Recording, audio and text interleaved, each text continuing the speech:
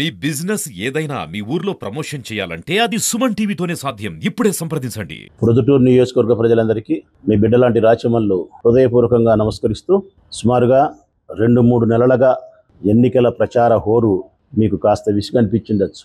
మీకు కాస్త మీ పనులకు అంతరాయం కలిగించిండొచ్చు. కానీ ఓటు అడగడానికి మేము వచ్చిన ప్రతిసారి మీ సమయాన్ని మాకు కేటాయిస్తూ, చిరునవ్వుతో మాకు ఆహ్వానాన్ని పలుకుతూ, మా గుండెల నిండా ఆత్మస్థైర్యాన్ని నింపే విధంగా, ఆత్మవిశ్వాసాన్ని పెంచే విధంగా మీ స్పందన మాకు కనిపించింది. వైఎస్ఆర్ కాంగ్రెస్ పార్టీ ప్రొద్దుటూరు నియోజకవర్గంలో గెలవబోతా ఉంది అని చెప్పి ఎన్నికల ప్రచారంలోనే మీరు మాకు సంకేతాలు అందించగలిగినారు. దాదాపుగా 80% ప్రొద్దుటూరు నియోజకవర్గ ప్రజలు తమ పవిత్రమైన ఓటు హక్కును వినియోగించుకున్నారు. 2,47,000 మంది ఓటర్లు కలిగిన ఈ నియోజకవర్గం 1,97,000 మంది తమ ఓటు హక్కును వినియోగించుకున్నారు. అంటే దాదాపు 2 లక్షల మంది. ఇందులో నూతన ఓటర్లు కూడా ఉన్నారు. మొదటిసారి ఓటు వేసే యువతీ యువకులు ఉన్నారు. అట్టి మొదటిసారి ఓటేసిన యువతీ యువకులందరికీ నా హృదయపూర్వక శుభాకాంక్షలు. వయస్సు పైబడినప్పటికీ ఎంతో ప్రేమతో వైఎస్ఆర్ కాంగ్రెస్ పార్టీ జెండా పట్ల, జగన్మోహన్ రెడ్డి గారి పట్ల ఎంతో ప్రేమతో, ప్రజాస్వామ్యం పట్ల ఎంతో గౌరవంతో వృద్ధులందరూ అధిక సంఖ్యలో ఓటు హక్కు వినియోగించుకున్న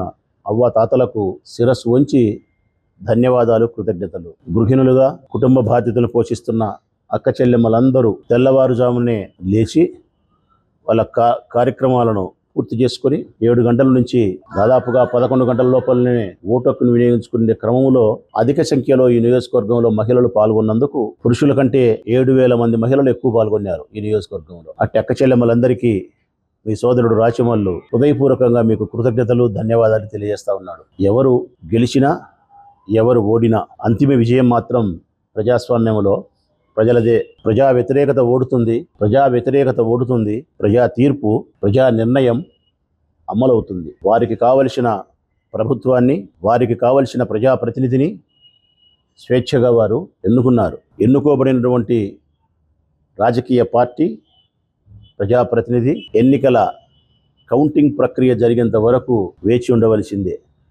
జూన్ 4 ఆ తారీఖుతో మంచి ఎవరు, చెడు ఎవరు, మంచి పాలన ఎవరు అందించినారు అనే విశ్వాసాన్ని ప్రజలు వ్యక్తపరిచిన విషయం బహిర్గతమవుతుంది. ఈ ప్రక్రియనంతా పూర్తి చేయడానికి ఎన్నికల కమిషన్ ఆదేశాల మేరకు వివిధ శాఖలకు చెందిన ప్రభుత్వ ఉద్యోగస్తులు ఎంతో కష్టపడినారు. మిగతా అధికారులందరూ నిష్పక్షపాతంగా, నిజాయితీగానే వ్యవహరించినారు. జిల్లా కలెక్టర్ గారికి ఎన్నికల ప్రక్రియను తన భుజస్కంధాలపైన వేసుకొని ఎన్నికల ప్రక్రియను పూర్తి చేసినటువంటి జిల్లా కలెక్టర్ గారికి నా కృతజ్ఞతలు. ప్రత్యేకంగా ఓటరు తన ఓటును వినియోగించుకునే దానికి శాంతి భద్రతల పరిరక్షణ ప్రధానమైంది. అట్టి శాంతి భద్రతల పర్యవేక్షించినటువంటి జిల్లా ఎస్పీ సిద్ధార్థ్ కౌశల్ గారికి, వారి పనితీరుకు నా హృదయపూర్వక అభినందనలు, ధన్యవాదాలు.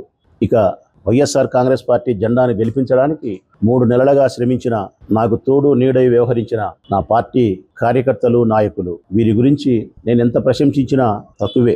నేనెంత పొగిడినా అది సరిపడదు. ఏ పదవులు ఆశించకుండా, ఏ ప్రయోజనాన్ని ఆశించకుండా నిస్వార్థంగా వైఎస్ఆర్ కాంగ్రెస్ పార్టీ జెండా గెలుపు కోసం మాత్రమే శ్రమించిన వారు కార్యకర్తలు, నాయకులు. 3 నెలలు మిత్రులారా, ఫిబ్రవరి 15 నుంచి మే 13 దాకా ప్రతినిత్యము నా వెంట నడిచినారు. అటు నా వెంట గాని, మా అన్నగారి వెంట గాని, నా కుమారుని వెంట గాని, నా భార్య ప్రచారంలో గాను, వివిధ రకాల కుల సంఘాల మీటింగులు ఏర్పాటు చేయడంలోనూ, ఎన్నికల యొక్క ప్రచారాన్ని వేగవంతం చేయడంలోనూ, విజయవంతం చేయడంలోనూ వారి పాత్ర అద్భుతం. చివరి రోజు, నిన్నటి రోజు పోలింగ్ ఉదయం 7 నుంచి సాయంకాలం వరకు నా తరఫున ఏజెంట్లుగా కూర్చున్నటువంటి వైఎస్ఆర్ కాంగ్రెస్ పార్టీ కార్యకర్తలకు, నిజాయితీ కలిగినటువంటి వైఎస్ఆర్ కాంగ్రెస్ పార్టీ కార్యకర్తలు ఏజెంట్లుగా కూర్చున్నందుకు వారికి శతకోటి వందనాలు. ఉదయం 6 నుంచి బూతుల దగ్గరికి రాత్రి 9 వరకు బూతులను పర్యవేక్షించడము, సంరక్షించడం, ఓటర్ను, వారి నిజాయితీకి, వారి పనితీరుకు ఎంతో సంతోషిస్తూ ఉన్నా.